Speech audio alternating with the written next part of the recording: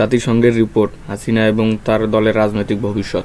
আজকের এই ভিডিওতে এই বিষয় নিয়ে বিশ্লেষণ করার চেষ্টা করব। একটা ইস্যু আজকে আমাদের সামনে, বেশ কয়েকটি ইস্যু, তার মধ্যে অত্যন্ত গুরুত্বপূর্ণ হচ্ছে, আপনারা জানেন যে জাতিসংঘের যে রিপোর্ট জুলাই বিপ্লবকে কেন্দ্র করে জাতিসংঘের মানবাধিকার কমিশনের যে রিপোর্ট সেটি গতকাল প্রকাশিত হয়েছে, পূর্ণাঙ্গ রিপোর্ট। এই রিপোর্টের পরে আসলে আওয়ামী লীগ জুলাই বিপ্লব নিয়ে যেসব ন্যারেটিভস প্রচারের চেষ্টা চালাচ্ছিল সেগুলো সবই আসলে কি বলবো, মানে উড়ে গেছে আর কি। এগুলো যে বিভ্রান্ত করার চেষ্টা সেটি প্রমাণিত হয়েছে। নতুন করে প্রশ্ন এসেছে যে এই মুহূর্তে হাসিনার রাজনৈতিক ভবিষ্যৎ কি, আওয়ামী লীগের রাজনৈতিক ভবিষ্যৎ কি? কারণ গত 6 মাস ধরে আওয়ামী লীগ এবং তার যে রাজনৈতিক দল তারা উল্টো প্রচার করতে চেয়েছে, জুলাই বিপ্লবকে ভিন্ন খাতে প্রবাহিত করার চেষ্টা করেছে, নানা রকমের গুজব, নানা রকমের গল্প তারা বলেছে। এই বিষয়টি মূলত আজকের আলোচনার বিষয়। পাশাপাশি আয়নাঘর এবং অন্যান্য প্রসঙ্গ থাকবে। আজকে এই বিষয়ে আমার সঙ্গে আলোচনা করতে যোগ দিচ্ছেন আপনাদের অত্যন্ত প্রিয় মানুষ, প্রিয় মুখ, দৈনিক আমার দেশ পত্রিকার সম্পাদক, সাবেক জ্বালানি উপদেষ্টা জনাব ডক্টর মাহমুদুর রহমান। মাহমুদ ভাই, আপনাকে স্বাগত জানাচ্ছি। ধন্যবাদ কনক। সালাম আলাইকুম দর্শক শ্রোতা, আসসালামু আলাইকুম। মাহমুদ ভাই, প্রথমেই আপনাকে অভিনন্দন, 21শে পদক আপনি পেয়েছেন। আপনার অনেক দিনের আসলে আমাদের প্রত্যাশা ছিল যে আপনি রাষ্ট্রীয়ভাবে সম্মানিত হবেন। অবশেষে সেই সম্মান মিলল। আপনাকে আমাদের পক্ষ থেকে আন্তরিক অভিনন্দন এবং শুভেচ্ছা। যদিও পুরস্কার আপনাদের কাছে কোনো ম্যাটার করে না, তারপরে আমরা আনন্দিত আপনার এই পুরস্কার প্রাপ্তিতে। আমার কাছে কি ম্যাটার করে জানেন? এই যে আপনারা, মানে আমরা যারা লড়াই করেছি বিদেশ থেকে গত পুরো এক্সাইলের সময়টা, আপনারা যখন আমাকে ভালোবাসেন, আমাকে পছন্দ করেন, বাংলাদেশের জনগণ যখন আমার প্রতি তারা মমতা দেখায়, বিশ্ববিদ্যালয়ে ইয়াং ছেলেমেয়েরা যখন আমার বক্তৃতা শুনতে আসে, এটা আমার কাছে সর্বোত্তম পুরস্কার। আর রাষ্ট্রীয় পুরস্কার সবাই প্রশংসা পেতে ভালোবাসে মানুষ, সেই দিকে এটা একটা এক ধরনের রেকগনিশন। আর তবে আমি মনে করি এটা কোনো ব্যক্তিগত রেকগনিশন না, এটা আমার দেশের লড়াইয়ের রেকগনিশন। কাজেই এটা আমার দেশের পুরো পরিবারের সবারই অংশ আছে, কারণ সবাই সাফার করেছে, সবাই লড়াই করেছে। এবং পুরস্কারের ক্যাটাগরিতে যে সাংবাদিকতার সঙ্গে যে মানবাধিকার শব্দটিও লাগানো হয়েছে, এটাতে আমি মনে করি যে ওরা একটা বুদ্ধিমানের কাজ করছে আর কি। দুটো মিলিয়ে আপনার এই পদক। আশা করি আপনি আপনার কার্যক্রম অব্যাহত রাখবেন, অতীতে যেমন ছিল এখন আমরা দেখছি, ভবিষ্যতেও সেটি সেই ধারাই থাকবে। তো মাহমুদ ভাই, এই যেটি আমি বলছিলাম যে জাতিসংঘের যে রিপোর্ট, এই রিপোর্ট কিন্তু ধরেন শেখ হাসিনাকে আসলে একেবারে ধসিয়ে দিয়েছে। মানে এর পরে আসলে আওয়ামী লীগের বা হাসিনা পন্থীদের আর বলার কি বাকি আছে? আমি এটাই বুঝি না। আপনি যদি দেখেন 114 পাতার এই রিপোর্টে মানে তারা সকল কিছু প্রতিটা বিষয় তারা তুলে ধরেছে এবং তারা বলছে যে তাদের কাছে সকল প্রমাণ আছে। বিচার যদি আন্তর্জাতিক মানের হয়, বিচার যদি স্ট্যান্ডার্ড জাজমেন্ট যদি শুরু হয়, তাহলে তারা সকল প্রমাণও তারা সামনে নিয়ে আসবে। তো এই জাতিসংঘের এই রিপোর্ট এবং হাসিনা এবং তার দলের রাজনৈতিক ভবিষ্যৎ, এই বিষয়টা নিয়ে আমরা একটু আপনার কাছ থেকে আপনার বিশ্লেষণটা শুনতে চাই।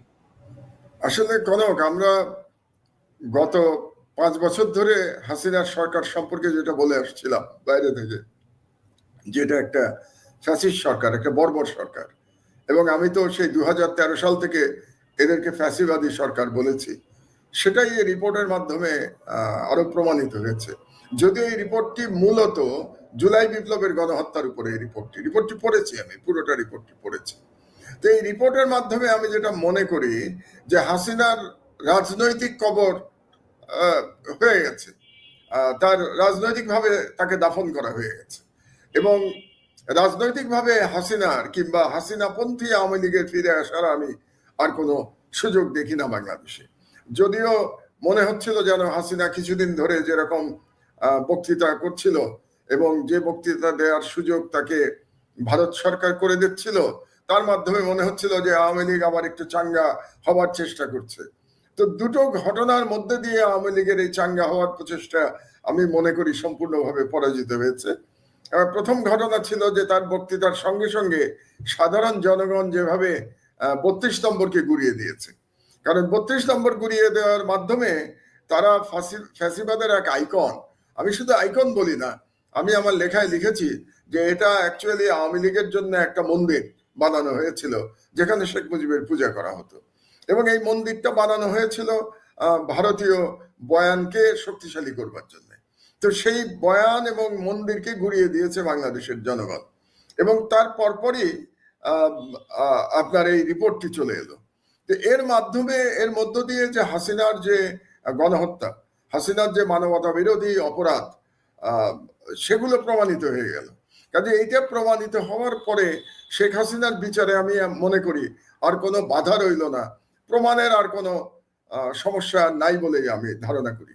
এবং শেখ হাসিনা এবং আর যাদেরকে বলা হয়েছে, যেমন বিশেষ করে শেখ হাসিনা এবং তার যে হোম মিনিস্টার ছিল আসাদুজ্জামান কামালের কথা বলা হয়েছে। কাজেই এবং তার যে একটা প্যারালাল বাহিনী ছিল যারা এই গণহত্যা চালিয়েছে হাসিনার সরাসরি নির্দেশে, তাদের বিচার দ্রুত হয়ে যাওয়া উচিত। এবং এটা খুব বেশি কালক্ষেপণের আর প্রয়োজন আছে বলে আমি মনে করি না। আমি আশা করব যে আদালত যেটা গঠিত হয়েছে সেখানে খুব শিগগিরই এটার বিচার শেষ হয়ে যাবে, এবং হাসিনার বাংলাদেশের আইনে যেটা সর্বোচ্চ সাজা আছে সেই সাজাই হওয়া উচিত বলে আমি মনে করি এই রিপোর্ট থেকে। যদিও আমি লয়ার নই, কাজেই লয়াররা তাদের যুক্তিতর্ক বলবেন এবং বিচারপতিরা তার রায় দেবেন, কিন্তু আমার কাছে একটা শব্দ আছে লিগ্যাল টার্ম, প্রাইমা ফেসি। তো প্রাইমা ফেসি আমার মনে হয়েছে যে এই অপরাধে তার সর্বোচ্চ শাস্তি হওয়া উচিত, বাংলাদেশের আইনে যেটা আছে সেই আইন অনুযায়ী তার সর্বোচ্চ শাস্তি হওয়া উচিত। সুতরাং হাসিনার রাজনীতি বাংলাদেশে শেষ বলেই আমি মনে করি, তা সমাপ্ত হয়ে গেছে। কিন্তু বড় কথা হলো যে ভারতীয় যে হেজেমনি, তা সেটা কি সমাপ্ত হয়েছে? সেটা সমাপ্ত হয় নাই। এটা আমাদের বুঝে নিতে হবে যে ভারত হাসিনাকে নিয়ে খেলছিল, হাসিনাকে ব্যবহার করছিল, এবং হাসিনার মাধ্যমে ভারত তার যে উপনিবেশ বাংলাদেশে তৈরি করেছিল সেই উপনিবেশটা হারাতে চাচ্ছিল না ভারত, এবং তারা মনে করছিল যে হাসিনার মাধ্যমে একটা বিশৃঙ্খলা তৈরি করবে, ইউনূস সরকারকে ফেলে দেবে, এমন একটা সামাজিক অস্থিরতা তৈরি হবে যে এখানে ১/১১-র মতো একটা সরকার চলে আসবে। এটাই কিন্তু ভারতের প্রত্যাশা ছিল, এটা আমাদের সবাইকে বুঝতে হবে। ভারত কখনো মনে করে নাই যে হাসিনা আবার ক্ষমতায় ফিরে আসবে। ভারতের ইচ্ছাটা ছিল ১/১১-২, মানে ১/১১ যদি আমরা ফিরে যাই তো ১/১১ সরকারের আসলে এটা একটা ভারতপন্থী সরকার ছিল। দুর্ভাগ্যবশত বাংলাদেশের সেনাবাহিনী ওই সরকারকে তৈরি করেছিল। তার মানে ওই সরকারের পিছনে মঈন ফখরুদ্দিনরা ছিল, মঈন মাসুদরা ছিল, যারা ভারতীয় চর ছিল। যদিও মঈন সেনাবাহিনী প্রধান ছিল, মাসুদ 9 ডিভিশনের চিফ ছিল, কিন্তু তারা ভারতীয় এজেন্টের আচরণ করেছে। এবং ওই সরকার ২ বছর ধরে ভারতীয় স্বার্থ রক্ষা করেছিল, আপনার নিশ্চয়ই মনে আছে। এবং ওই সরকারের যে মেকানিজম, তার মাধ্যমেই কিন্তু শেখ হাসিনা ২০০৮ সালের ডিসেম্বরের এক ধরনের সাজানো নির্বাচনে বিপুল বিজয় নিয়ে হাসিনা সরকারে এসেছিল, এবং এটার পিছনে সরাসরি কাজ করেছিল ডিজিএফআই এবং ভারত সরকার বা ভারতের ডিপ স্টেট। তাদের মাধ্যমে হাসিনাকে ভূমিধস বিজয় দেয়া হয়েছিল সেই সময়। তো এখন ইন্ডিয়া জানে যে Hasina is now past tense, অতীত হয়ে গেছে, কিন্তু তাদের ইচ্ছা আবার ওই রকম একটা যদি মিলিটারি ব্যাকড ১/১১-২ সরকার করা যায়, যারা আসলে ভারতীয় স্বার্থ সংরক্ষণ করবে। এই চেষ্টাটাই গত ৬ মাস ধরে তারা করে এসছে। তো আমি ধন্যবাদ জানাই জাতিসংঘকে যে এই রিপোর্টের মাধ্যমে হাসিনাকে ব্যবহার করে যে ১/১১-২ সরকার করার যে ষড়যন্ত্র ভারত করছিল সেটা পরাভূত হয়েছে, এবং এটার জন্য পুরো কৃতিত্ব জাতিসংঘের। এবং এখানে যারা মানবাধিকার নিয়ে কাজ করেছে তাদেরকে আপনার কৃতিত্ব দিতে হবে। আপনারা কাজ করেছেন বাইরে থেকে, আপনি করেছেন, পিনাকি করেছে, ইলিয়াস করেছে, এরা সবাই কিন্তু জানিয়েছে। ইউএনকে আমরা সবসময় জানিয়েছি, আপনারা জানিয়েছেন আপনাদের তরফ থেকে, আমি জানিয়েছি আমার মতো করে। কাজে ইউএনকে আগেই বলা হয়েছিল যে বাংলাদেশে কি হতে যাচ্ছে। ইউএন জানতো হাসিনার ক্যারেক্টারটা কি। বাংলাদেশ থেকে যেমন ধরুন একচেটিয়া অধিকার কাজ করেছে, মায়ের ডাক কাজ করেছে, এদের কাজ করার মাধ্যমে ইউএন এর মোটামুটি ধারণা হয়ে গেছিল হাসিনা সরকার সম্পর্কে। এবং এই গণহত্যা হওয়ার পরে যখন ফ্যাক্ট ফাইন্ডিং মিশন আসলো বাংলাদেশে, আপনি জানেন এটা ইউনূস সরকারের আমন্ত্রণে এসেছিল ফ্যাক্ট ফাইন্ডিং মিশন, এবং তারা এসে সবার ইন্টারভিউ নিয়েছে, আলামত সংগ্রহ করেছে, করার পরে এই বিশাল রিপোর্ট তারা তৈরি করেছে। এবং এই বিশাল ইটস অ্যান ইনডাইটমেন্ট, যে একেবারে হাসিনার বিরুদ্ধে সমস্ত অপরাধের একটা দলিল হিসেবে জাতিসংঘ করেছে। এবং বাংলাদেশের ইতিহাসে আজ পর্যন্ত এই ধরনের কোন শাসকের ব্যাপারে এই ধরনের কোন দলিল জাতিসংঘ করে নাই। এবং এই দলিল করার মাধ্যমে তারা ভারতীয় চক্রান্তকে পরাজিত করেছে। কিন্তু ভারত তার চেষ্টা চালিয়ে যাবে। আপনি কি মনে করেন ভারত যে একটি উপনিবেশ তৈরি করেছিল বাংলাদেশে, এত তাড়াতাড়ি সেই উপনিবেশকে কন্ট্রোল তারা ছেড়ে দেবে? তাদের চেষ্টা চালিয়ে যাবে তারা। কাজে আমাদের ইউনিটিটা রাখতে হবে এবং আমাদের কাজ কিন্তু চালিয়ে যেতে হবে, আপনার কাজ চালিয়ে যেতে হবে, যাতে করে ভারত সেটাতে সাকসেসফুল না হতে পারে। পিনাকি কাজ করছে, ইলিয়াসদের করতে হবে। আমার দেশে আমি যে কাজ করছি এখন বাংলাদেশের ভেতর থেকে, এই কাজটা আমাকে চালিয়ে যেতে হবে। আলহামদুলিল্লাহ, আমি 2 মাস হয়নি এখন আমার পত্রিকার, কিন্তু আমি কাজগুলো চালিয়ে যাচ্ছি। আপনি নিশ্চয়ই খেয়াল করছেন আমার পত্রিকার নিউজগুলো, আপনি খেয়াল করছেন, ট্রিটমেন্ট খেয়াল করছেন, যে আমরা কিভাবে ট্রিটমেন্ট দিচ্ছি, জনগণকে কিভাবে জানানোর চেষ্টা করছি যে বাংলাদেশে কি হয়েছে। তো সব মিলে এটা একটা আমাদের জন্য একটা শুভ দিন গতকাল ছিল আর কি, যেদিন ইউএন এই রিপোর্টটা পাবলিশ করলো। সৌভাগ্যবশত আসলে একদিন আগেই রিপোর্টটা আমার হাতে এসেছিল, আমি একদিন আগে পেয়েছি। এই জন্য রিপোর্টের আপনি খেয়াল করেছেন পরপর 2 দিন কিন্তু লিড নিউজ ছিল আমার পত্রিকায়, এবং আগের দিন আমি ইঙ্গিত দিয়েছিলাম এবং আমার হেডিং ছিল, আপনি যদি খেয়াল করে থাকেন, যে মূল হোতারা চিহ্নিত, গণহত্যার মূল হোতারা চিহ্নিত, এটা ছিল আমার প্রথম দিনের হেডিং। আর গতকালের হেডিং তো অবশ্যই ছিল যে হাসিনার কমান্ডে গণহত্যা। তো সুতরাং পরপর 2 দিন আমরা বাংলাদেশের জনগণকে জানাতে পেরেছি যে শেখ হাসিনা কিভাবে সরাসরি নির্দেশ দিয়ে গণহত্যা চালিয়েছে। এবং ধরেন মাহমুদ ভাই, এরকম একটা রিপোর্ট, যে রিপোর্টটাকে বলা হচ্ছে যে এটা, এই রিপোর্টের ভিত্তিতে নুরেমবার্গ ট্রায়ালের মতো একটা ট্রায়াল হতে পারে, জাতিসংঘের যে অকাট্য প্রমাণ, মানে এইটাকে আপনি উড়াই দেওয়ার কোনো সুযোগ নাই। জাতিসংঘ যেভাবে তাদের অনুসন্ধান এবং ফরেনসিক করে, প্রত্যেকটা ছবির ফরেনসিক করে তারা কিন্তু একটা সিদ্ধান্তে উপনীত হয়েছে। তো এখন এর পরেও ধরেন আমরা দেখছি যে আওয়ামী লীগ ধরেন 32 নম্বর ভাঙার পর থেকে বিভিন্ন জনকে হুমকি ধমকি দিয়ে বেড়াচ্ছে, হ্যান করবে, ত্যান করবে, এই হবে সেই হবে, নানা রকমের। অর্থাৎ এদেরকে ফিরে আসার কোনো সুযোগ আপনি দেখেন? মানে অনেকে বলে, যেমন কদিন আগে আলী রিয়াজ সাহেব বললেন আওয়ামী লীগ ক্ষমা চাইতে পারে, এই করতে পারে, ওই করতে পারে। আপনি কি কোনো স্কোপ দেখেন হাসিনার বা আওয়ামী লীগের প্রত্যাবর্তনের বা জনগণের কাছে যাওয়ার কোনো সুযোগ কি আপনি দেখেন? আসলে জাতিসংঘের রিপোর্ট গুরুত্বপূর্ণ কিছু দিক, সেগুলো বাংলাদেশের সাম্প্রতিক রাজনৈতিক বাস্তবতা নিয়ে নতুন কিছু তুলে ধরা হয়েছে। ডক্টর মাহমুদুর রহমান বলেছেন, এই রিপোর্ট শুধু আলোচনা নয়, বরং ভবিষ্যৎ রাজনীতির জন্য একটি বড় সতর্কবার্তা। সরাসরি গণহত্যার সাথে জড়িত ছিল না, কিন্তু আওয়ামী লীগ সমর্থক ছিল, কিংবা আওয়ামী লীগ হয়তো দল করত, তারা ক্ষমা চাইতে পারে যে আমাদের ভুল হয়েছিল যে আমরা আওয়ামী লীগ করেছিলাম। ক্ষমা চাওয়ার ধরনটা কিন্তু তাই হবে, তারা ক্ষমা চাইবে। শেখ হাসিনার বা যারা এই গণহত্যার পান্ডা, যারা খুনি হত্যাকারী, তাদের ক্ষমার তো আর কোনো প্রশ্ন এখানে আসে না, তাদের বিচার হতে হবে। ক্ষমার প্রশ্ন এখানে অপ্রাসঙ্গিক। কিন্তু যেটা আপনার খেয়াল করতে হবে, যে বাংলাদেশের এক ধরনের সুশীল গ্রুপ আছে, তারা আবার বিবৃতি দেয়, এবং এবারও কিন্তু বিবৃতি দিয়েছে।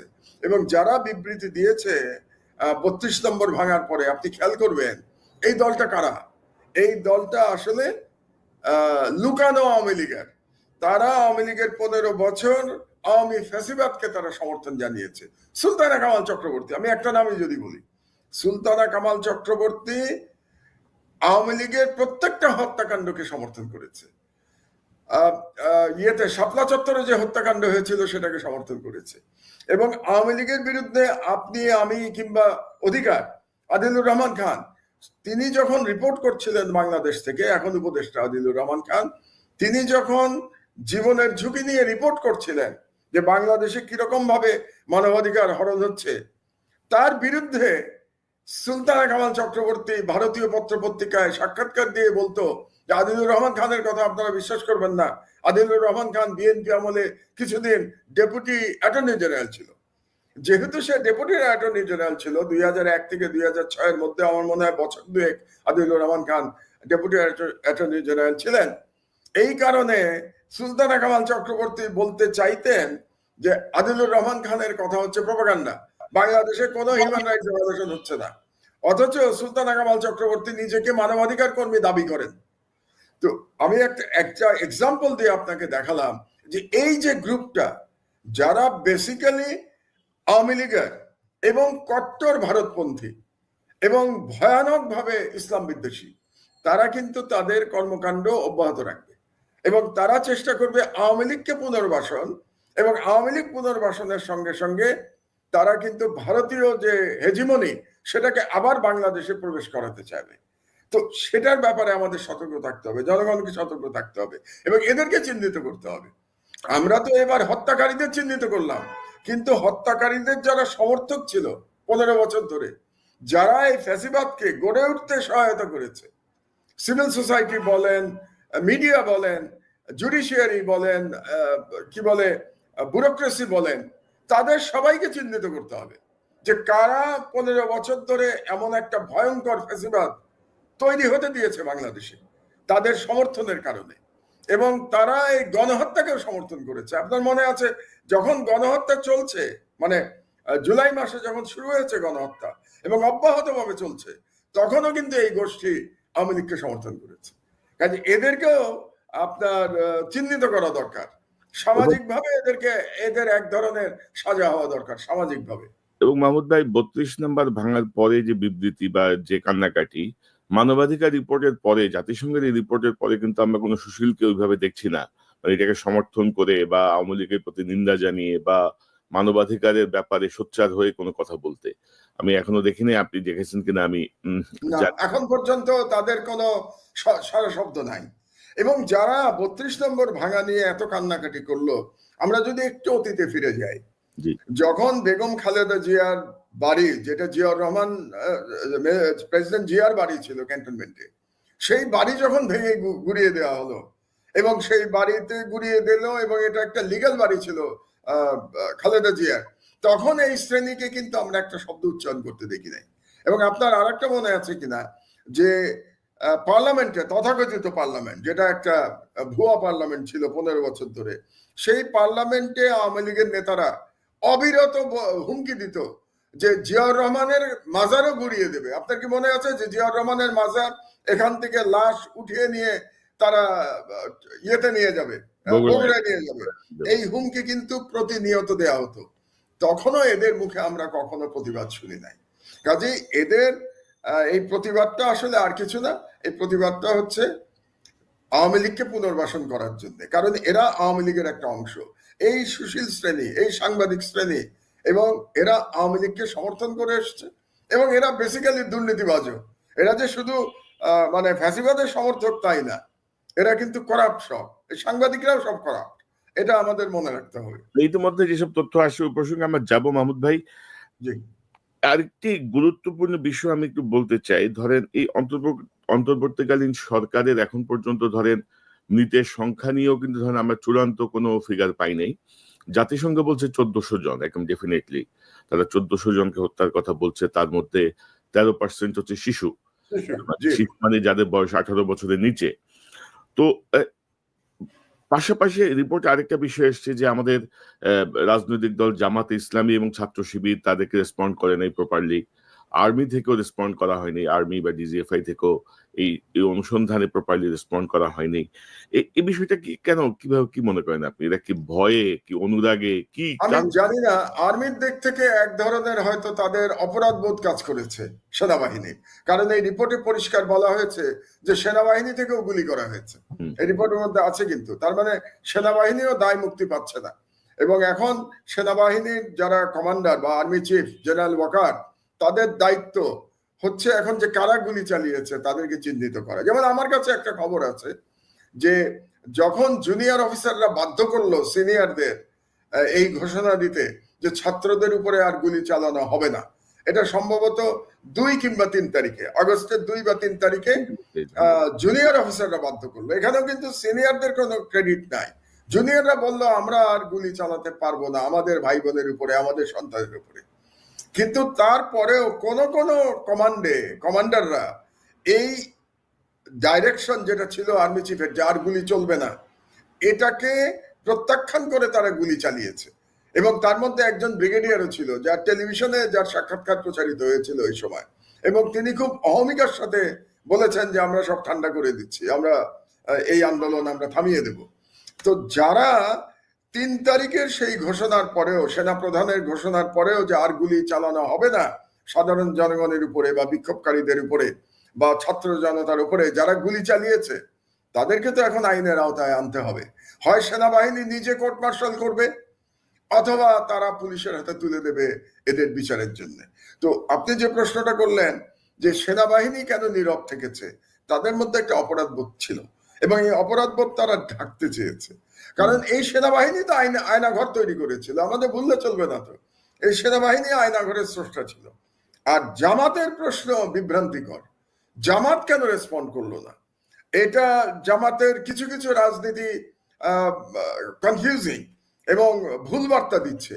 যেমন ধরুন, জামাতের আমির ডক্টর শফিক কিছুদিন আগে লন্ডনে গিয়ে একটা সভায় বোধহয় বলেছিলেন যে আমাদের সবসময় ফ্যাসিবাদ ফ্যাসিবাদ এটা বলা উচিত না, প্রতিদিন ফ্যাসিস্ট বলা উচিত না। মানে সমাজে একটা তাতে এক ধরনের ঘৃণা তৈরি হবে, মানে উনি খুব ভালো ভালো কথা বলার চেষ্টা করছিলেন। তো এই সমস্ত কথার মাধ্যমে আসলে জামাতের আমির কি আওয়ামী লীগের ভোট পেতে চাচ্ছেন আমি জানি না, এটা কি কারণে তিনি এটা করেছেন, কিংবা তিনি কি ভারতকে খুশি করতে চাচ্ছেন। দুটোই কিন্তু ডেঞ্জারাস, আমি আপনাকে বলি। কারণ আমি তো বাংলাদেশে ধরেন 6 বছর পরে দেশে ফিরে আজকে প্রায় কত 4 মাস আমি তো বাংলাদেশের জনগণ এখন প্রচন্ড ভাবে দেশপ্রেমিক, আপনাকে এটা আমি গ্যারান্টি দিয়ে বলতে পারি। বিশেষত ইয়াং জেনারেশন, তাদের দেশপ্রেম অতুলনীয়। কনক, আপনি খুশি হয়ে যাবেন বাংলাদেশে আসলে, আপনার মন ভরে যাবে। আমার মন ভরে গেছে এই ইয়াং জেনারেশনকে দেখে। এরাই স্বাধীনতা রক্ষা করতে পারবে। এরকম একটা মানসিকতার মধ্যে যখন ইয়াং জেনারেশন, এই অবস্থার মধ্যে জামাত কিংবা বিএনপি তারা যদি আওয়ামী লীগ প্রশ্নে কিংবা ভারত প্রশ্নে কোনো নমনীয়তা দেখাতে যায়, তাহলে আমার ধারণা ইয়াং জেনারেশন তাদেরকে প্রত্যাখ্যান করবে, আমার ধারণা। কাজেই তাদের এই ধরনের সিদ্ধান্ত নেওয়ার আগে তরুণ সমাজ বাংলাদেশের কি চাচ্ছে এটা তাদের বোঝা উচিত। কাজে জামাত আজকে বোধহয় ক্ল্যারিফাই করার চেষ্টা করেছে। তারা একটা সংবাদ সম্মেলন করে বলেছে যে জাতিসংঘ যে বলেছে এটা ঠিক না, কিন্তু এখন এটা বলে লাভ নাই। এটা বললেও জনগণ এটা আর অ্যাকসেপ্ট করবে না। যেহেতু জাতিসংঘ বলেছে যে জামাতের কাছ থেকে তারা সহযোগিতা পায় নাই, জনগণ কিন্তু ওটাই বিশ্বাস করবে। জামাত এখন যতই এটা ক্ল্যারিফাই করার চেষ্টা করুক, তাতে লাভ হবে না। সুতরাং জামাত যদি সহযোগিতা না করে থাকে, তাহলে আমি বলবো জামাত আর একটা পলিটিক্যাল ব্লান্ডার করেছে। জামাত তো অনেক পলিটিক্যাল ব্লান্ডার করেছে তাদের এই স্বাধীনতা উত্তর বা স্বাধীনতার সময় থেকে বাংলাদেশে। এর মধ্যে আর একটা ব্লান্ডার তারা করেছে জাতিসংঘের সাথে সহযোগিতা না করে, যদি তারা সহযোগিতা না করে থাকে। না, তবে আমরা ধরেন আর্মির একটা সুনির্দিষ্ট বক্তব্য চাই, মানে অপরাধ বোধ বলে তো আমরা বলছি, কিন্তু তাদের একটা বক্তব্য চাই আমরা। পাশাপাশি জামাতের একটা সুনির্দিষ্ট ব্যাখ্যা আসা উচিত যে কি পরিস্থিতিতে তারা এরকম একটা ভয়াবহ ঘটনায় জাতিসংঘকে সহযোগিতা করলো না, যেটা জাতিসংঘকে বলতে হচ্ছে। পাশাপাশি আপনি যদি দেখেন যে আর্মি গ্রেডেড বুলেটের কথা কিন্তু বলছে জাতিসংঘের রিপোর্টে, এবং বলা হচ্ছে যে সেই বুলেট, যে বুলেট আপনার বুলেট প্রুফ, মানে বর্ম ভেদ করে ঢুকে যায়, এত শক্তিশালী বুলেট এখানে ব্যবহার করা হয়েছে। তা আমার মনে হয় সেনাবাহিনী ছাড়া আর কারো কাছে বুলেট থাকার কথা না। আর্মি, র্যাব, বিজিবি এইসব জায়গায় আমার মনে হয় যে এখানে একটা আলাদা একটা তদন্ত হওয়া উচিত যে কারা। স্পষ্টভাবে শেখ হাসিনা এবং তার দল রাজনৈতিক অবস্থায় এখন কোন জায়গায় দাঁড়িয়ে আছে, জাতিসংঘের পর্যবেক্ষণ অনুযায়ী মানবাধিকার ও গণতান্ত্রিক প্রক্রিয়ায় নিয়ে আর্মির রেপুটেশনের জন্য খুবই ক্ষতিকারক একটা রিপোর্ট, জাতিসংঘের রিপোর্ট। এখন যদি প্রশ্ন ওঠে যে আর্মি নিজের দেশের মানুষের উপর গুলি চালিয়েছে, নিজের দেশের মানুষকে হত্যা করেছে, সেই আর্মিকে আমরা জাতিসংঘের পিস মিশনে চাই না, তাতে তো বাংলাদেশের সেনাবাহিনীর ক্ষতি হবে, বাংলাদেশের ক্ষতি হবে। আমরা তো চাই না এই ক্ষতি হোক বাংলাদেশের বা বাংলাদেশের সেনাবাহিনীর। কাজে আমি আহ্বান জানাবো আজকের আপনার এই টকশোর মাধ্যমে জেনারেল ওয়াকার এবং সব জেনারেল সাহেবদের, যে আপনারা নিজের উদ্যোগে এই তদন্ত করুন এবং বিচার করুন। যারা 3 তারিখের আগে কিংবা পরে নিরস্ত্র জনগণের উপরে গুলি চালিয়েছে, তাদের বিচার হওয়া দরকার। তাদেরকে চিহ্নিত করুন আপনারা। এবং শুধু এটা তো নয় মাহমুদ ভাই, আপনি তো জানেন যে এটা আরেকটা ঝুঁকি নিয়েছে বাংলাদেশ আর্মি, যে ধরেন আমাদের সেনাবাহিনী যে শুধু পিস কিপিং এ কাজ করে তা তো না, আমাদের এখান থেকে কিন্তু বহু এপিসি, বহু অস্ত্র, বহু কিছু এরা ভাড়ায়ও খাটে কিন্তু বিভিন্ন দেশে। এটা জি। থেকে কিন্তু বাংলাদেশটা ভালো আর্ন করে। গরিব দেশ হিসেবে এই সুযোগটা বাংলাদেশকে দেওয়া হয়েছে। তো এগুলো তো ঝুঁকির মুখে পড়ে যাচ্ছে যদি আপনি জাতিসংঘকে সহযোগিতা না করেন। তো মাহমুদ ভাই, আরেকটা প্রসঙ্গে যাই, যে আয়নাঘর নিয়ে ব্যাপক আলোচনা হচ্ছে। ডক্টর ইউনূস যাবেন কি যাবেন না, কিভাবে যাবেন, কিভাবে যাওয়া ঠিক হবে কিনা, নানা রকমের ঘটনার পরে অবশেষে তিনি গেছেন। এবং আমরা বেশ কিছু জিনিস দেখলাম, যে আয়না ঘরের বেশ কিছু সংস্কার করা হয়েছে, ছোট রুম ভেঙে বড় করা হয়েছে, হোয়াইট ওয়াশ করা হয়েছে। তো আমাকে সংশ্লিষ্ট গোয়েন্দা সংস্থা বা আর্মির সঙ্গে কাজ করেন এমন একজন বলছিলেন যে আসলে ওই যে আহ, মানে বড় কেউ যখন পরিদর্শনে আসে, গাছের গোড়া সব সাদা করে ফেলে চুন দিয়ে, মানে এটা আর্মির একটা কালচার, এটা হ্যাঁ, আর্মির কালচার একটা। বেকার সৌন্দর্য বৃদ্ধির জন্য। যদি একটা সময় বোধহয় নকশালদেরকে প্রতিরোধ করার জন্য যে গাছের গোড়া সাদা করে দেওয়া হয়েছে যেন কেউ লুকায় থাকতে না পারে, তো বলে যে এরকম কিছু একটা হয়েছে, যেমন যে এটা কি ধরনের কথা, এটা কোনো যৌক্তিক কথা না। তো ওভারঅল আপনি কিভাবে দেখছেন এই যে ডক্টর ইউনূসের পরিদর্শন বা যে বিষয়গুলো আসছে, আপনি কিভাবে দেখেন? আচ্ছা, প্রথম কথা হলো এই আয়নাঘরে আমি ছিলাম, আমি র্যাবের আয়নাঘরে ছিলাম। টিএফআই সেল যেটাকে আপনারা বলছেন, আমি ডিজিএফ এর আয়নাঘরে ছিলাম না, র্যাবের আয়নাঘরে আমি ছিলাম। তো আমাকে নিয়ে যান নাই, গেলে আমি ইউনূস সাহেবকে দেখাতে পারতাম যে আমি কোথায় ছিলাম। আমার পরিষ্কার মনে আছে যে আমাকে কোথায় কি বলে চোখ বেঁধে এবং হাত করা পরিয়ে গারদের শিকের সাথে আটকে রাখা হয়েছিল। তো সেই কথাগুলো আমি বলতে পারতাম, এবং সেখানে যে টর্চার ইকুইপমেন্ট যেগুলো ছিল সেগুলো আমি দেখেছি। যদিও আমাকে টর্চার করা হয় নাই, Yeah. এটা পরিষ্কারভাবে বলে দিই, আমাকে টর্চার করা হয়নি। আমাকে একদিন রাখা হয়েছিল চোখ বেঁধে, হাত করা পরিয়ে এবং শিকের সাথে ঝুলিয়ে। তো এই পর্যন্ত টর্চার আমাকে করা হয়েছিল, এবং ওই ধরনের কবরের মতো ঘরেই, কাজে আয়নাঘর আমার কাছে পরিচিত। 2 নম্বর কথা হলো, এবং আমি ওখানে থাকা অবস্থায় আমাকে যদিও ফিজিক্যালি টর্চার করা হয় নাই, শুধুমাত্র ওই টর্চার ইকুইপমেন্ট গুলো দেখানো ছাড়া, ওটাও কিন্তু একটা মেন্টাল টর্চার। আপনাকে যদি কেউ টর্চার ইকুইপমেন্ট দেখায়, এটা কিন্তু একটা বিশাল মানসিক টর্চার। যে গেছে সে বুঝতে পারবে কেন যে ওই অবস্থায়, ওই অসহায় অবস্থায় কেমন লাগে। কিন্তু আমি অন্য লোকদের যে নির্যাতন করা হয়েছে তাদের চিৎকার শুনেছি। পাশের ছেলেই তো হয়তো আহত একজন আছেন, তাদের কিন্তু চিৎকার আমি সর্বক্ষণ শুনতে পেয়েছি। কাজে আমি জানি সেখানে টর্চার করা হয়েছে। আর দ্বিতীয় কথা হলো যে ইউনূস সাহেব অনেক দেরি করে গেছেন, এখানে আরো আগে যাওয়া উচিত ছিল। কিন্তু দেরি করার জন্য আমি যেটা আমার সোর্সের মাধ্যমে শুনতে পেয়েছি, একটা পত্রিকা চালাই, বুঝতেই তো পারেন কনক, আমাদের অনেক সোর্স আছে, যেমন আপনার অনেক সোর্স আছে, তো সেরকম আমাদের নানা রকম সোর্স আছে।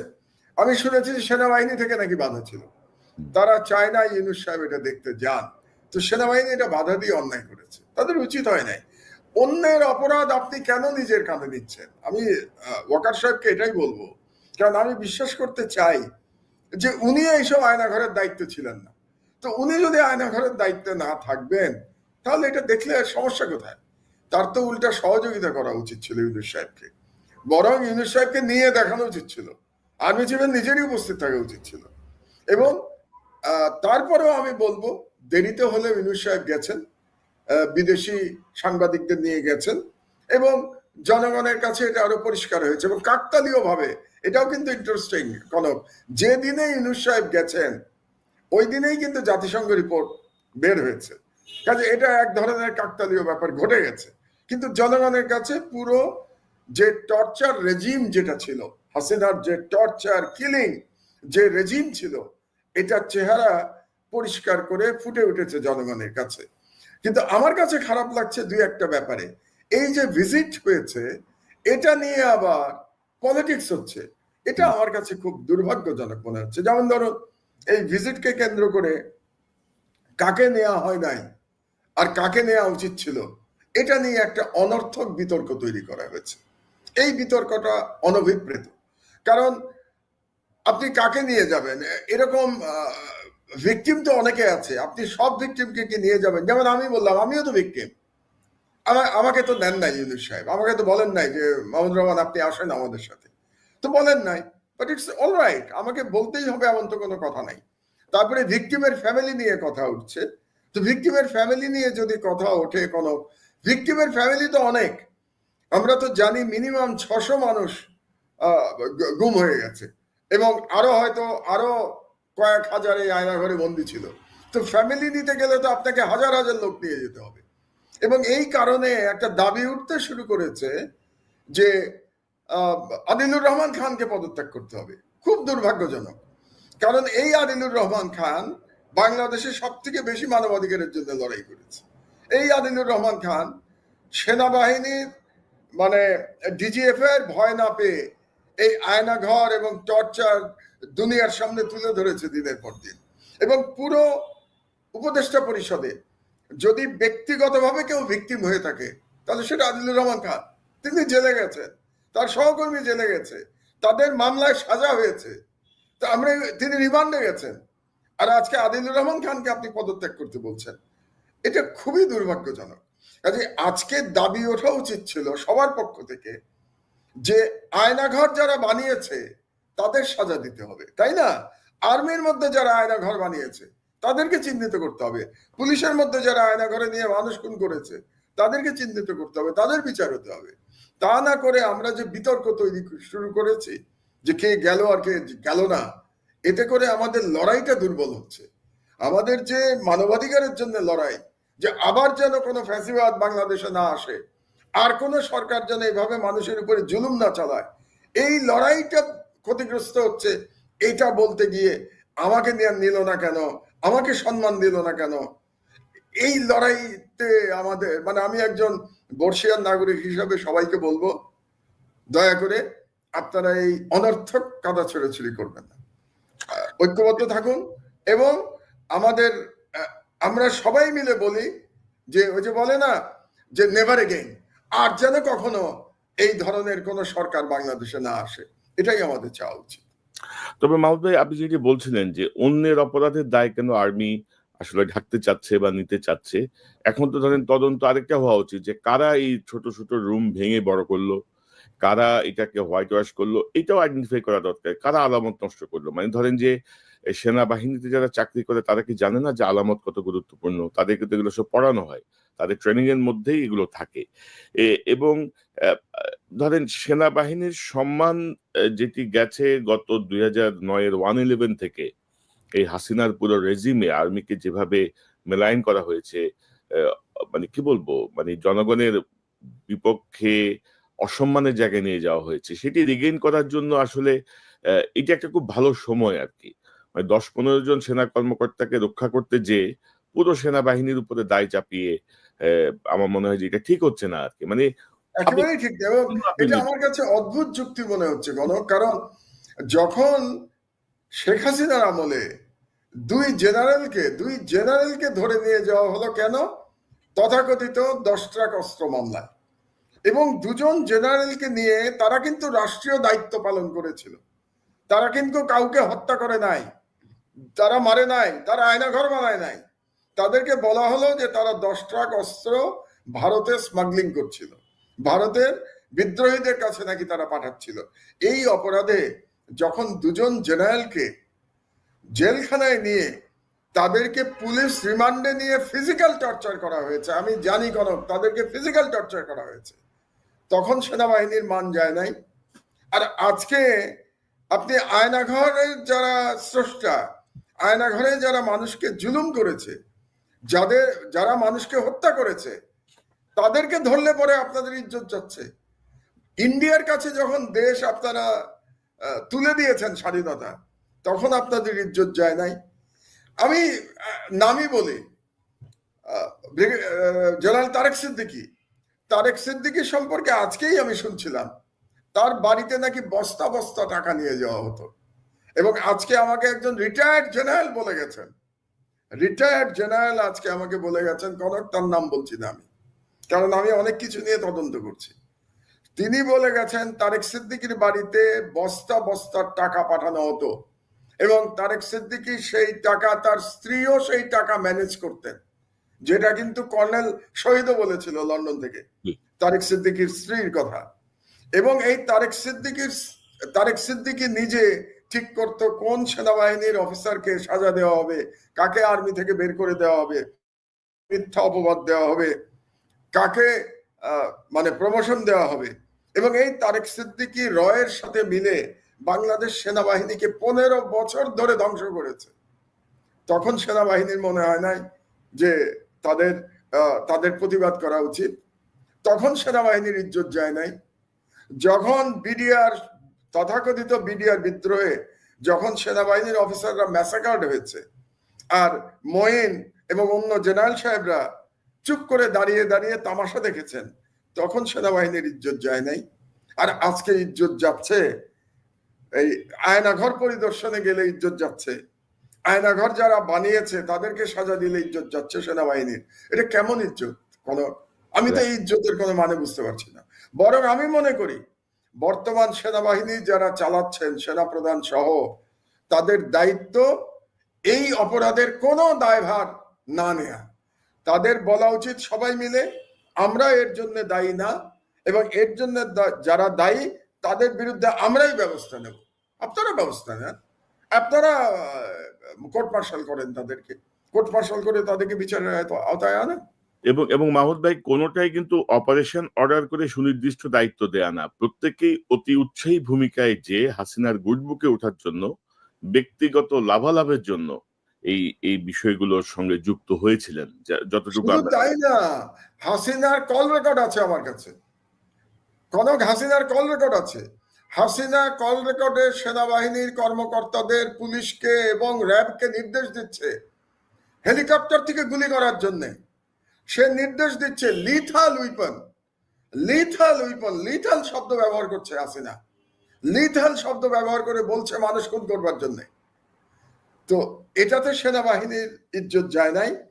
যে শেখ হাসিনার কি অথরিটি আছে সরাসরি একজন সেনা কর্মকর্তা কিংবা পুলিশ কর্মকর্তাকে নির্দেশ দেয়া? কোন আইনে সে নির্দেশ দিতে পেরেছে? এটা কিন্তু ইউএন রিপোর্টে আছে যে হাসিনা একটা প্যারালাল, কি বলবো, এক ধরনের প্যারালাল কমান্ড স্ট্রাকচার তৈরি করেছিল হাসিনা, প্যারালাল কমান্ড স্ট্রাকচার। ওই কমান্ড স্ট্রাকচারের মাধ্যমে হাসিনা গণহত্যা চালিয়েছে। এই কারণেই কিন্তু আজকে আমার দেশে আমরা হেডলাইন করেছি যে হাসিনার কমান্ডে জুলাই গণহত্যা। আজকের হেডলাইনটা তো আপনি একটু আগে দেখালেন দর্শকদের। জি জি জি। সে প্যারালাল কমান্ড স্ট্রাকচার, প্রবাবলি ওই প্যারালাল কমান্ড স্ট্রাকচার জেনারেল ওয়াকারকে বাইপাস করে সে করেছে। তো যদি বাইপাস করে থাকে, জেনারেল ওয়াকারকে বাইপাস করে, তো জেনারেল ওয়াকার কেন এটার দায়িত্ব নেবেন? তিনি কেন সেই সমস্ত অফিসারকে কোর্ট মার্শাল করবেন না যারা তার অর্ডার অবহেলা করে শেখ হাসিনার নির্দেশে কাজ করেছে? এটাই আমার প্রশ্ন। হ্যাঁ, এখন আসলে আমার কাছেও মানে বিষয়গুলো খুব একটু মানে কি বলবো, খুবই জটিল এবং মনে হচ্ছে আর কি। যে আমার কাছে মনে হচ্ছে যে সেনাবাহিনী কেন এই দায়গুলো নিচ্ছে। এটা একটা সুযোগ সেনাবাহিনীকে নতুন করে রিবিল্ড করার।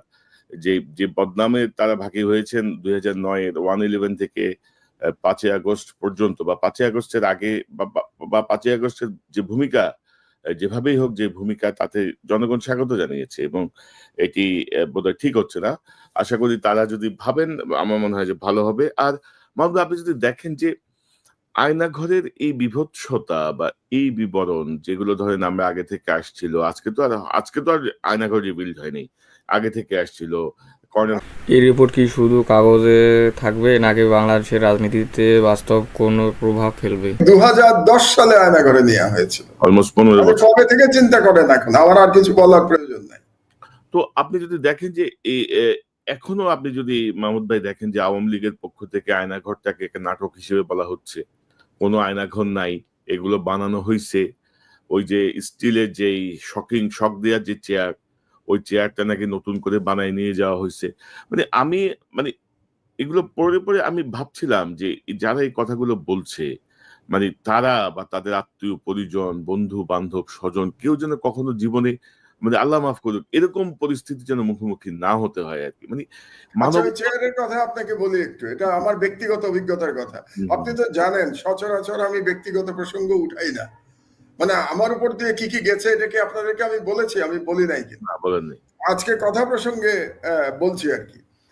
এই যে চেয়ারের গল্প বললেন না, যে চেয়ার বানানো হয়েছে 2010 সালে, যেদিন আমাকে ডিবির ডিবির রিমান্ড শেষ করে আমাকে পাঠানো হয়, সম্ভবত সেদিন তখনই কিন্তু আয়নাঘরে গেছিলাম আমি। তারপরে শেষ দিনে কি মনে করে তখন যিনি ডিবির প্রধান ছিলেন, তার নাম ভুলে গেছি আমি, ভদ্রলোক খুব লম্বা এবং গায়ের রং বেশ কালো এবং স্বাস্থ্যবান, মানে বাঙালি হিসেবে, না না মনিরুল তো অত লম্বা চওড়া না, এটা অন্য আর একজন ছিলেন ডিবির প্রধান, খুবই লম্বা চওড়া ছিলেন, খুবই লম্বা চওড়া, আনইউজুয়াল বাংলাদেশিদের তুলনায়। যাই হোক, তিনি আমাকে কি বলেছিলেন জানেন? শেখ হাসিনা নিজে জিজ্ঞাসা করেছে, ওই যে চেয়ারের কথা বললেন না, জি জি, ওই চেয়ারে আমাকে চড়ানো হয়েছে কিনা, ওই চেয়ারে আমাকে ঘোরানো হয়েছে কিনা, এটা শেখ হাসিনা নিজে জিজ্ঞাসা করেছে 2010 সালে। তাহলে বুঝতে পারছেন যে এটা বানানো না। আমি এটা প্রমাণ করবার জন্য বললাম, যে আওয়ামী লীগের যারা বলছে যে নির্লজ্জ আওয়ামী লীগের, যাদের মধ্যে কোনো অনুশোচনা নাই, এরা মানুষ নামের কলঙ্ক, পিশাচ, তারা বলছে যে এটা বানানো। 2010 সালে এই জন্য এই চেয়ারের গল্পটা বললাম আমি, যে আমার ব্যক্তিগত অভিজ্ঞতা আছে, অন্যের কথা কি বলবো আমি। আমি তো আয়নাঘরও দেখেছি, চেয়ারের গল্প শুনেছি, চেয়ারও দেখে এসেছি আমি কি কি টর্চার জিনিস দেখেছি জানেন?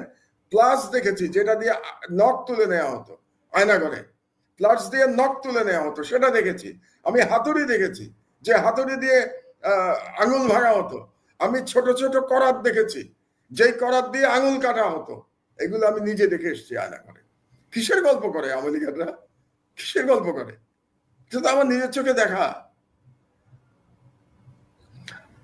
এগুলা মানে আমি আসলে মাহমুদ ভাই, আমি খুবই মানে কি বলবো, আমার এগুলা বলতেও ইয়ে লাগে আর কি, যে এইসব এইসব আচরণ মানে কিভাবে মানুষ করে আর কি, আমি নিজেও বুঝি না, মানে একটা রাজনৈতিক দল কিভাবে এগুলো করে। তো মাহমুদ ভাই, আরেকটা প্রসঙ্গ বেশ আলোচনায় আসছে আজকে, তো আপনার আপনার আমার দেশে কিন্তু এটা নিয়ে আপনি তো একটার পর একটা যেসব নিউজ করতেছেন মাহমুদ ভাই, মানে পরিস্থিতি খুব জটিল হয়ে আছে বাংলাদেশে আর কি। কোন মানুষ দিয়ে যাচ্ছে, মানুষ মনে করে কি জানেন, মাহমুদুর রহমানের কাছে গেলে এই নিউজ ছাপা হবে, জি জি জি, কোন চাপের কাছে আমার দেশ সারেন্ডার করবে না। সুতরাং তথ্য থাকলে মাহমুদুর রহমানকে ছাপিয়ে দেবে, এটা হলো আমার এখন সুবিধা। না এটা শুধু সুবিধা না, এটা অনেক গুরুত্বপূর্ণ বিষয় আপনি সামনে আসছেন। যেমন আমরা দেখছি যে শ্যামল দত্তের অ্যাকাউন্টে আছে 1042 কোটি টাকার লেনদেন হয়েছে। সন্তোষ, লেনদেন না, আমাদের হেডলাইনে একটা ভুল আছে, আমি নিজের ভুল নিজেই স্বীকার করে নিই। লেনদেন হয়েছে অ্যাকচুয়ালি 2100 কোটি টাকা। লেনদেনের ডেফিনেশনটা একটু বুঝাই আপনাকে। লেনদেন মানে হলো যে টাকা জমা হয় এবং যে টাকা উঠিয়ে নেওয়া হয়, এটা যোগ করাকে বলে লেনদেন। আমাদের হেডলাইন হওয়া উচিত ছিল শ্যামল দত্তের নামে 1000 কোটি টাকা জমা হয়েছিল। আপনি ভাবতে পারেন 1042 কোটি টাকা, 1042 কোটি টাকা কনক কার কাছে? শ্যামল দত্ত নামের একজন সম্পাদক। কোন পত্রিকার সম্পাদক? ভোরের কাগজ। ভোরের কাগজ কত কপি চলে জানেন? এখন তো বন্ধ হয়ে গেছে, জানেন বলে ভোরের কাগজ এখন বন্ধ, কিন্তু বন্ধ হওয়ার আগে কত কপি চলতো জানেন? 1000 কপি। 1000 কপি চলতো ভোরের কাগজ। সেই পত্রিকার সম্পাদকের অ্যাকাউন্টে জমা হয়েছে নগদ 1034 কোটি টাকা, তাই না? আমরা বোধহয় হেডলাইন তাই দিয়েছি, 1034 কোটি টাকা, 1042 কোটি টাকার লেনদেন। 1042, সরি, 1042 কোটি টাকা। আচ্ছা আপনি বলেন তো, 1042 কোটি টাকা একজনের অ্যাকাউন্টে কিভাবে জমা হতে পারে? এই টাকার সোর্স কি? আমার এখানে দুটো প্রশ্ন। কোন এই টাকার সোর্স কি? কোত্থেকে এসছে 1042 কোটি টাকা? এবং এই টাকা আবার উত্তোলন করে নেওয়া হয়েছে। আপনি ভেবে দেখেন ব্যাপারটা, 1000 কোটি টাকা জমা হচ্ছে, 1000 কোটি টাকা আপনি উঠিয়ে নিয়েছেন। কাকে দিয়েছেন আপনি 1000 কোটি টাকা? উঠিয়ে নেওয়ার পরে এই টাকা কোথায় গেছে? সুতরাং এটা ব্যাংকেও জিজ্ঞেস করতে হবে যে ব্যাংকই বা এত টাকা উঠিয়ে নিতে দিল কেন? এটা একটা, জানেন তো আপনি, আজকে আমি আপনাকে বলি, আমি যদি 10 লাখ টাকা তুলতে যাই আমার ব্যাংক থেকে আজকে, আমাকে ম্যানেজার প্রশ্ন করবে যে স্যার 10 লাখ টাকা, সরি 10,000 না, 10 লাখ টাকা, 10 লাখ টাকা তুলতে গেলে ম্যানেজার প্রশ্ন করবে, স্যার 10 লাখ টাকা নিয়ে আপনি কি করবেন? 10 লাখ টাকা ক্যাশ নিয়ে। আর 1000 কোটি টাকা উঠিয়ে নিয়ে গেছে, কেমন করে? এবং আমার দৃঢ় বিশ্বাস কনক, এই টাকা সোর্স শুধু বাংলাদেশ হতে পারে না, এই টাকা অন্য কাজে ব্যবহৃত হয়েছে, অন্য জায়গা থেকে এসছে। এবং আমি বলেই দিই, এর সাথে আমার ধারণা ভারতীয় ডিপ স্টেট জড়িত, এবং এই টাকার সাথে আওয়ামী লীগেরা জড়িত। এটা দুর্নীতির টাকা এবং ভারতীয় ডিপ স্টেটের টাকা বাংলাদেশে এই টাকা বিতরণ করা হয়েছে যাতে করে হাসিনা টিকে থাকতে পারে। হাসিনার ক্ষমতায় টিকে থাকার জন্য এই টাকা ব্যবহৃত হয়েছে আমার ধারণা। এটার তদন্ত না করলে তো জানতে পারবো না, কিন্তু আমরা একটা ইন্টারেস্টিং ইনফরমেশন আজকে দিয়েছি। এখন শ্যামল দত্ত তো জেলেই আছে, এখন রাষ্ট্রের দায়িত্ব, সরকারের দায়িত্ব এটা বের করা যে 1042 কোটি টাকা শ্যামল দত্ত কোথা থেকে পেয়েছিল এবং শ্যামল দত্তের এই টাকা কোথায় গেছে। এটা তো শ্যামল দত্তই জানে যে কোথা থেকে সে টাকা পেয়েছিল, কোথা থেকে গেল। এবং এক শ্যামল দত্ত না তো এই সাংবাদিকদের এত টাকা, আপনি তো সাংবাদিক ছিলেন কোনো, এবং আপনি বড় পোস্টে ছিলেন, প্রাইভেট কোম্পানিতে ছিলেন, কত টাকা বেতন পেতেন আপনি? কত টাকা আপনার ব্যাংক অ্যাকাউন্টে ছিল?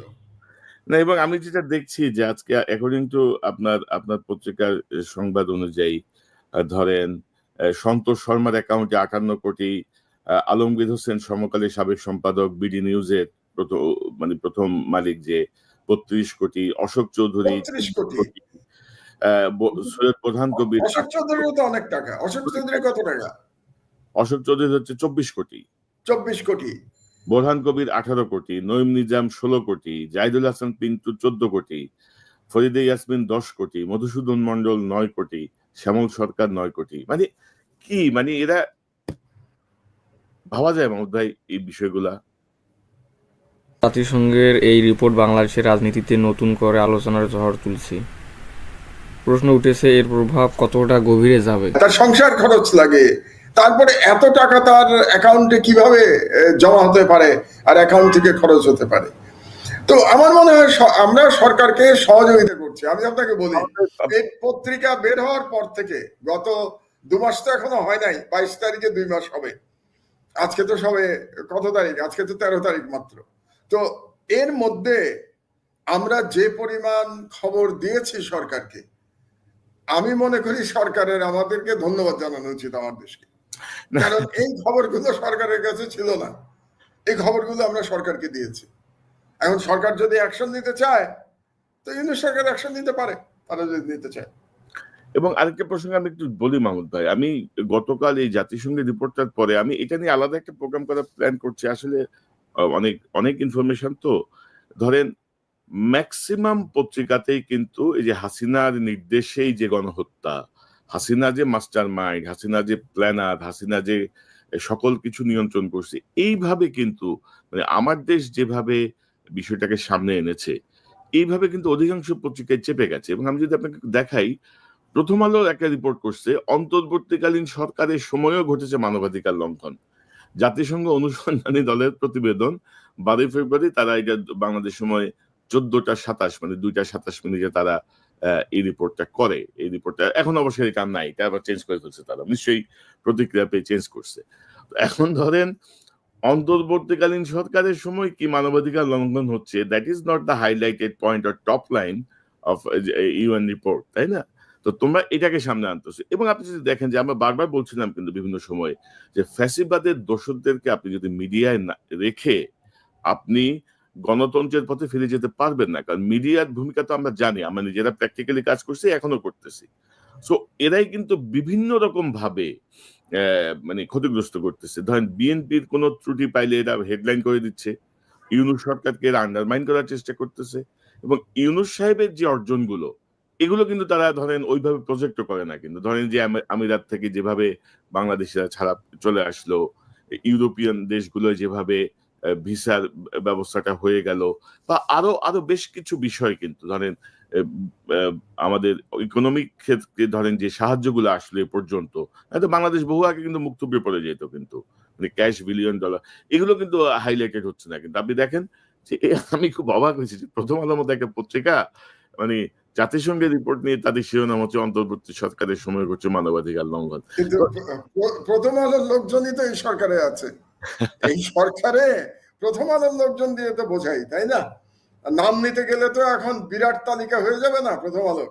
তো আমি আপনার জবাবটা আমি দেই যে আমার দেশ পারছে, এরা কেন পারছে না, এটার জবাবটা আমি আগে দেই। 3-4টা প্রশ্ন আপনি উত্থাপন করেছেন।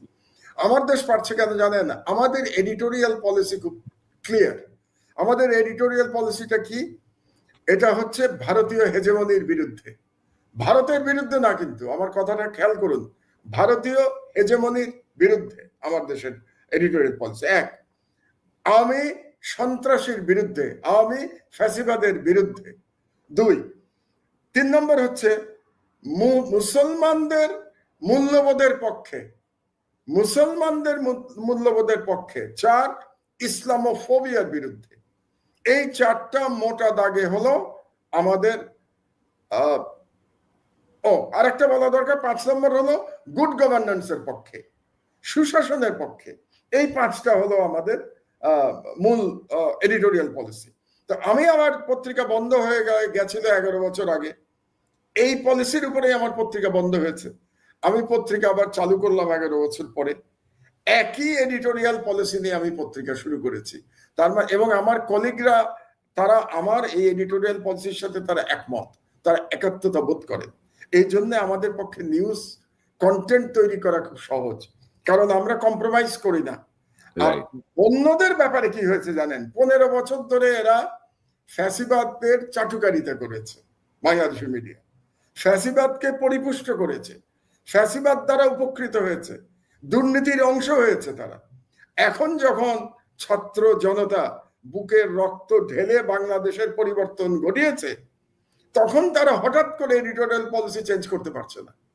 তারা তো মাথা বিক্রি করে দিয়েছিল হাসিনার কাছে এবং ইন্ডিয়ার কাছে। অধিকাংশ পত্রিকা, অধিকাংশ মিডিয়া মাথা বিক্রি করা মিডিয়া। এই জন্য তারা পারছে না। এই যে নতুন যে একটা পরিস্থিতি তৈরি হয়েছে, নতুন যে এনভায়রনমেন্ট, তার সাথে অ্যাডজাস্ট করতে পারছে না রে ভাই। অ্যাডজাস্ট করতে না পারলে নিউজ দেবে কি করে? ওদের এডিটোরিয়াল পলিসি তো আগের জায়গায়, ইন্ডিয়ার দালালি, ফ্যাসিবাদের দালালি, দুর্নীতির পক্ষে। তো এখন হঠাৎ করে কিভাবে চেঞ্জ করবে? এই জন্য আপনি অন্য পত্রিকার সাথে আমার দেশের বিরাট পার্থক্য দেখতে পাচ্ছেন। এটা গেল একটা। দ্বিতীয় হলো, যেটা খুব মজার ব্যাপার, এই সাংবাদিকরা এখন ভোল পাল্টাচ্ছে।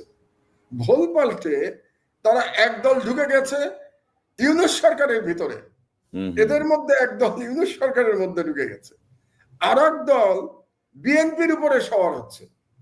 এই শাহবাগী যে গ্রুপ ছিল, আমাদের যে লড়াই ছিল, শাহবাগের ফ্যাসিবাদের বিরুদ্ধে আমার দেশে যে লড়াই ছিল, এই শাহবাগের পুরো গ্রুপটা মোটামুটি 2 ভাগ হয়ে, এক ভাগ বিএনপির উপরে সওয়ার হয়েছে, আর এক ভাগ ইউনূস সরকারে ঢুকে গেছে।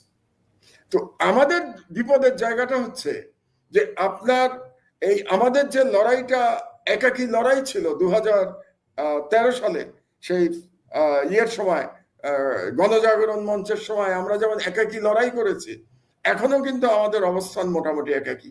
এই জন্য দেখবেন আমাদের প্রতি এই সরকারও সন্তুষ্ট না, আমাদের প্রতি বিএনপিও সন্তুষ্ট না, আমাদের প্রতি জামাতও পুরোপুরি সন্তুষ্ট না। কারণ হচ্ছে এই যে একটু আগে যেমন জামাতের আমরা সমালোচনা করছিলাম, আপনি আর আমি, এই ইউএন রিপোর্টের ইস্যু নিয়ে আমরা সমালোচনা করলাম না, আমরা বললাম না যে জামাত ভুল করেছে।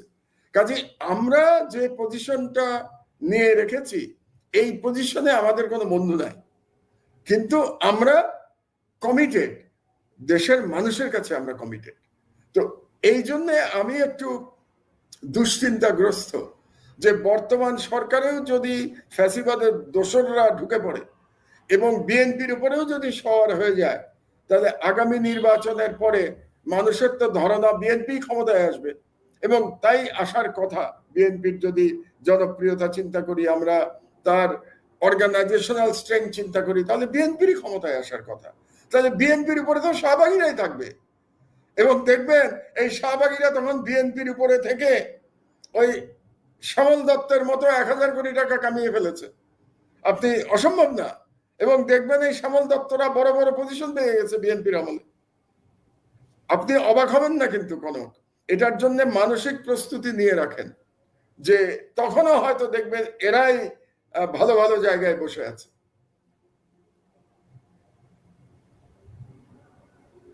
আমি একটা বিষয় লক্ষ্য করছি যে বিএনপির মধ্যে কিছু পরিবর্তন আমি দেখছি, তাদের কথার টোনে বা আগের অবস্থান বা এখনকার অবস্থানে কিছু পরিবর্তন আসছে। তো ইতিমধ্যে ধরেন আমি যেটা দেখলাম যে বাংলাদেশ সরকার শেখ হাসিনাকে ফেরাতে দিল্লিতে প্রয়োজনীয় কাগজপত্র পাঠিয়েছে ঢাকা, এবং আপনি তো জানেন যে গতকাল মানবাধিকার কমিশনের যিনি প্রধান high commissioner Volker Turk Volker Turk তিনি কিন্তু কিভাবে এইসব অপরাধীদের দেশে ফেরানো যাবে সে ব্যাপারেও কিন্তু সাংবাদিকদেরকে বলেছেন যে মানে যেটাকে আপনার আন্তর্জাতিক আইনের যে গুরুতর লঙ্ঘন সেটি নিয়ে তিনি কিন্তু এক ধরনের গাইডলাইন দিয়েছেন, পাশাপাশি বলেছেন যে বিচারটা যদি বাংলাদেশে যদি যথাযথভাবে হয় তাহলে জাতিসংঘ পূর্ণ সহযোগিতা করবে। তো আমি একটু অপেক্ষা করি, দেখি কোন দিকে যায়। আর আপনি যে বিষয়গুলো বললেন, ভারতের সাথে তো আমাদের বিরোধ নাই, বিরোধ হচ্ছে ভারতের হেজিমনির বিপক্ষে, আমাদের স্বাধীনতা সার্বভৌমত্বের উপর হস্তক্ষেপ বা আমাদের কাছ থেকে আমাদেরকে তাদের মানে স্টেটের মতো ডিল করার যে প্রবণতা, তারা তাদের নিজস্ব রাজ্যকে ওইভাবে ডিল করতে পারে না যেভাবে এই বিষয় নিয়ে ভাবলে ভবিষ্যতের জন্য বাংলাদেশের এটা বড় ইঙ্গিত। কিছু অধিকার দিতে হয় কোনো, তারা ডিল করে আমাদের সাথে কলোনির মতো। আর একটা একটু পরিষ্কার করে নেই, আন্তর্জাতিক আইনেরও প্রয়োজন নাই শেখ হাসিনার মতো খুনিকে বাংলাদেশে ফিরিয়ে আনার জন্য। আপনি তো জানেন ভারতের সাথে বাংলাদেশ হাসিনার আমলেই বন্দি প্রত্যর্পণ চুক্তি করেছে, মানে বন্দি বিনিময় চুক্তি আমরা যেটাকে বলি, এই চুক্তি করা হয়েছে শেখ হাসিনা আমলেই। তা যদি হয়ে থাকে এবং সেই চুক্তি যদি বলবৎ থাকে, ওই চুক্তির আলোকে তো আমি এখন শেখ হাসিনাকে ফিরিয়ে আনতে পারি। বাংলাদেশ সরকারের যেটা কর্তব্য, ইমিডিয়েটলি ইন্টারপোলে এখন রেড নোটিশ দেয়া, তার নামে অ্যারেস্ট ওয়ারেন্ট দিয়ে শেখ হাসিনার নামে ইন্টারপোলের রেড নোটিশ দেয়া। ইন্টারপোলের রেড নোটিশ দিয়ে দিলে এবং ইউএনএ রিপোর্টের পরে, আমার ধারণা, সরকারে একসময় ছিলাম এই জন্য আমার ধারণা, এই রিপোর্টের পরে ইন্টারপোল বাধ্য রেড নোটিশ অ্যাকসেপ্ট করার জন্য বা রেড নোটিশ মানে ঘোষণা করবার জন্য। তো রেড নোটিশ যদি ঘোষণা হয়ে যায়, ভারতের সাথে যেহেতু আমাদের বন্দি বিনিময় চুক্তি আছে, তো তার আলোকে আমি হাসিনাকে নিয়ে আসতে পারি। তো কারণ অন্যেরা, আপনি হাসিনার সাথে আওয়ামী লীগের অন্য নেতাদের মধ্যে পার্থক্যটা কি জানেন? পার্থক্য হচ্ছে হাসিনা যে ভারতে, এটা ভারত নিজেই স্বীকার করেছে, কিন্তু আওয়ামী লীগের অন্য নেতাদের ব্যাপারে ভারত স্বীকার করে নাই। So India is under international obligation to hand over Hasina to us, because India স্বীকার করেছে যে হাসিনা তাদের কাছে আছে। এবং ইন্ডিয়ার ভেতরেও কিন্তু চাপ বাড়ছে, ইন্ডিয়ার ভেতরেও চাপ বাড়ছে। এখন কিন্তু আলোচনা হচ্ছে যে শেখ হাসিনাকে আর কতদিন তারা আশ্রয় দেবে এবং শেখ হাসিনাকে কেন্দ্র করে বাংলাদেশের সাথে সম্পর্ক কতটা নষ্ট করবে, এটা নিয়ে তাদের মধ্যে এক ধরনের বিতর্ক শুরু হয়েছে, তাদের পলিটিশিয়ানদের মধ্যে, এমনকি মিডিয়াতেও। তো আমার এখন এটাই কথা, যদি ভারত এখন হাসিনাকে ফেরত না দেয় বন্দি বিনিময় চুক্তি অনুযায়ী, তাহলে চুক্তি লঙ্ঘন কে করছে? ভারত করছে চুক্তি লঙ্ঘন। কাজে এটা একটা ইউনূস সরকারের একটা বিরাট সুযোগ ভারতের উপরে চাপ সৃষ্টি করার। এবং আমার ধারণা যদি এটা করে ইউনূস সরকার, তাহলে আন্তর্জাতিক সমর্থন পাবে, পৃথিবীর সকল দেশ বাংলাদেশকে সমর্থন করবে ইউনূস সরকারকে হাসিনাকে ফেরত আনার ব্যাপারে। তবে মাহমুদ ভাই, আমি খুব গভীরভাবে ডক্টর ইউনূসের গত 6 মাসের ওনার বক্তৃতা, ওনার কথাবার্তা দেখছি। মানে ইউনূস সাহেবকে তো হালকাভাবে নেওয়ার কোনো সুযোগ নাই আর কি। মানে অনেকে একটু আন্ডারএস্টিমেট করতে চাইছিল। আমার মনে হয় না যে ইউনূস সাহেব সেই জিনিস আর কি। উনি ওনার মতো করেই এগিয়ে যাচ্ছে। আমার মনে হয় যে কেউ যদি এটা করে, সে নিজে সর্বনাশ করবে। আপনি দেখেন না, ইউনূস সাহেব অসহায়ত্ব দেখাচ্ছেন যে নুরুল কবির ভাই সেদিন ইন্টারভিউতে ওই সাহায্য নাকি আমলাতন্ত্র আটকায় রাখছে। তো মানে আমলাতন্ত্রের এত দুঃসাহস, মানে এরাও কে আন্ডারএস্টিমেট করতেছে ডক্টর ইউনূসকে, এরা বুঝতেছে না এখনো খেলা কোন দিকে যেতে পারে। তো মাহমুদ, আমি প্রায় 1 ঘন্টা হয়ে গেল, আমি এটা শেষ করব। একটা বিষয় যে ধরেন গতকাল জামাতে ইসলামী নির্বাচন কমিশনে গেছে, তারা কিন্তু কিছু সংস্কারের পরে নির্বাচনের কথা বলে এসছে, 23টি দফা তারা দিয়েছে। পাশাপাশি তারা স্থানীয় সরকার নির্বাচন আগে চাচ্ছে, জাতীয় নির্বাচনের আগে, মানে গ্রামগঞ্জ এগুলোকে গতিশীল রাখার জন্য। বিএনপি আবার মনে করছে স্থানীয় সরকার নির্বাচন যদি আগে হয় তাহলে এটি নির্বাচন আরো বিলম্বিত হবে। আপনার জাস্ট একটা অভিমত নিতে চাই আর কি, আপনি কিভাবে দেখছেন বিষয়টাকে? না, আমি দেখছি যে বিএনপি আর জামাতের মধ্যে এখন যে সম্পর্কটা, সেটা অনেকটা কামিং গভর্নমেন্ট এন্ড কামিং অপোজিশনের মধ্যে কার মতো সম্পর্ক। কারণ কামিং গভর্নমেন্ট বলতে আমার ধারণা যে বিএনপি ক্ষমতায় আসবে তার অর্গানাইজেশনাল স্ট্রেংথের কারণে, এবং কামিং অপোজিশন জামাতকেই আমি দেখতে পাচ্ছি, কারণ আওয়ামী লীগের নির্বাচন করার আমি কোনো সুযোগই দেখতে পাচ্ছি না। হ্যাঁ, আওয়ামী লীগের বিভিন্ন নেতারা স্বতন্ত্রভাবে হয়তো নির্বাচন করতে পারবে, আমি অ্যাজ এ পলিটিক্যাল অ্যানালিস্ট কিন্তু আপনাকে কথাটা বলছি, যেহেতু রাজনীতি নিয়ে বহুদিন লেখালেখি করি, পড়ার চেষ্টা করি, তো সেই হিসাবে আমি বলছি আওয়ামী লীগের পক্ষে দলগতভাবে নির্বাচনের কোনো সুযোগ এই রিপোর্টের পরে আমি আর দেখছি না। এতদিন ধরে বিএনপি এক ধরনের আওয়ামী পুনর্বাসনের ইঙ্গিত দিচ্ছিল যে তারা এ ব্যাপারে পজিটিভ, তারা আওয়ামী লীগকে ইলেকশনে চায়, কিন্তু এই রিপোর্টের পরে আমি জানি না বিএনপির নেতারা কোন মুখ নিয়ে জনগণকে বলবে যে আমরা আওয়ামী লীগকে নির্বাচনে চাই। কিভাবে বলতে পারে? তার মানে আপনারা কি গণহত্যাকারীকে চান? যারা এইভাবে হত্যা করেছে তাদেরকে আপনি নির্বাচনে চাচ্ছেন, তাদেরকে আপনি পলিটিক্যালি পুনর্বাসন করতে চাচ্ছেন। ভেরি ডিফিকাল্ট, বিএনপির জন্য ভেরি ডিফিকাল্ট। তা যদি হয় তাহলে আওয়ামী লীগের যারা স্বতন্ত্র প্রার্থী হয়ে যারা নির্বাচন করবেন তারা করবেন। আর আমরা যেটা শুনতে পাচ্ছি যে ছাত্ররা একটা দল করবে, এখনো এটা শোনা, আমরাও নিউজ করেছি আমাদের পত্রিকায়, এবং আমাদের মানে খবর অনুযায়ী ফেব্রুয়ারির মধ্যেই দল হওয়ার কথা। আমাদের খবর অনুযায়ী ফেব্রুয়ারির মধ্যে দু একজন ছাত্র মানে উপদেষ্টার পদত্যাগ করার কথা, এখনো হয় নাই। কিন্তু তারপরেও যেটা শুনতে পাচ্ছি তারা দল করবে। তাহলে প্রতিদ্বন্দ্বিতা করবে মোটামুটি তিনটা দল, বিএনপি, জামাত এবং ছাত্রদের দল, আর স্বতন্ত্র আওয়ামী লীগাররা। আর এছাড়া ছোট ছোট দল যারা আছে তারা করতে পারে, বাট আমার মনে হয় ছোট দলগুলো এক ধরনের অ্যালায়েন্সের মধ্যে যাবে।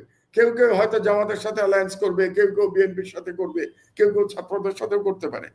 তো সেই হিসেবে এখন পর্যন্ত যে পলিটিক্যাল সিনারিও, তাতে মনে হচ্ছে বিএনপি ক্ষমতাসীন দল হবে, জামাত বিরোধী দল হবে। সুতরাং তাদের এখন যে তর্ক আপনি দেখতে পাচ্ছেন, সেই তর্কটা যেটা পার্লামেন্টে হবে এটা এখনই শুরু হয়ে গেছে। এটা আমি এইভাবে দেখি, এবং আমি মনে করি এটা তো ভালো, গণতন্ত্রের জন্য ভালো। তো আমরা তো চাই গণতন্ত্রে একটা সরকারি দল থাকুক, একটা বিরোধী দল থাকুক। অনেকে এতদিন ধরে বলছিল, মানে এই রিপোর্ট আসার আগ পর্যন্ত বাংলাদেশে বিভিন্ন জায়গায় আমি শুনছিলাম কনক, যে বিএনপি চায় যে আওয়ামী লীগ বিরোধী দল হোক, মানে বিএনপি ক্ষমতায় থাকবে, আওয়ামী লীগ বিরোধী দল হবে এবং জামাত 3 নম্বরে থাকবে। এটা নাকি বিএনপির স্ট্র্যাটেজি। আমি জানি না, সত্য মিথ্যা বলতে পারবো না, কিন্তু এই রিপোর্টের পরে বিএনপির ওই স্ট্র্যাটেজি তো আর কাজে দিবে না। আওয়ামী লীগকে আপনি তো আর বিরোধী দল হিসেবে পাচ্ছেন না, তাহলে বিরোধী দল আপনি না চাইলেও জামাতকেই আপনার মেনে নিতে হচ্ছে বিরোধী দল হিসেবে। আর ছাত্রদের দল কতটা করতে পারবে কি পারবে না সেটা ভবিষ্যৎ বলে দেবে আমাকে, আমাদের, আমরা দেখবো কোথায় যায় দেশ। ওইটাই। এবং এবং ধরেন যে আমরা গতকাল আরেকটা গুরুত্বপূর্ণ ঘটনা ঘটছে, মির্জা ফখরুল মানে বিএনপির পক্ষ থেকে কিন্তু শেখ হাসিনাকে প্রধান আসামি করে 842 জনের হত্যার একটা তালিকা দিয়ে আন্তর্জাতিক অপরাধ ট্রাইব্যুনালে কিন্তু মামলা দায় অভিযোগ করা। এত সময় লাগলো? আমার একটাই প্রশ্ন, বিএনপির এত সময় লাগলো এটা করতে? বিএনপি কি ইউএন রিপোর্টের আগ পর্যন্ত তারা প্রয়োজন মনে করে নাই এটা করবার? এটা করার জন্য ইউএন রিপোর্টের জন্য দেরি করতে হয়েছে? এবং এই বিএনপির নেতারা কি এক সময় ছাত্রলীগ নিষিদ্ধ হওয়াতে তারা দুঃখ প্রকাশ করেন নাই?